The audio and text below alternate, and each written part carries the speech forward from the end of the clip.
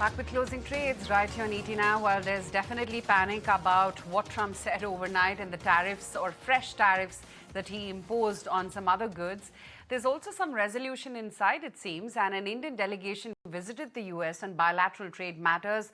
The meeting was held from September 22nd to 24th. What were the key highlights? Everyone's curious to know. Sumita is here with the details. Sumita?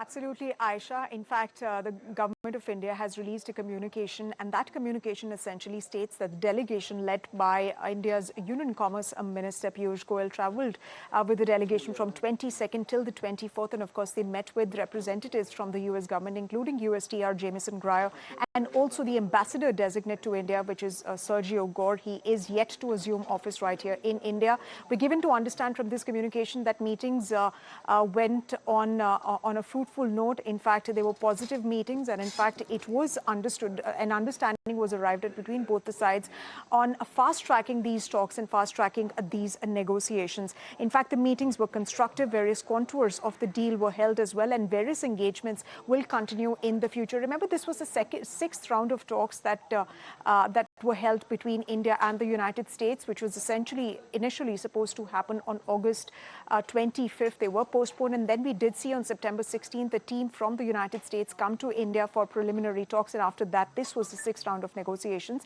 We're also given to understand from this document that it was not just the meetings with the US government that the Indian government representatives held. They also had discussions with business and industry leaders, and of course, the delegation held talks with the business leaders, and that evoked positive response from investors who reposed their confidence in the India growth story. Meanwhile, sources are also telling us that energy and India's energy trade with Russia could be an irritant, and that's a bit of a concern as far as the US side is concerned. How that gets resolved, that remains to be seen.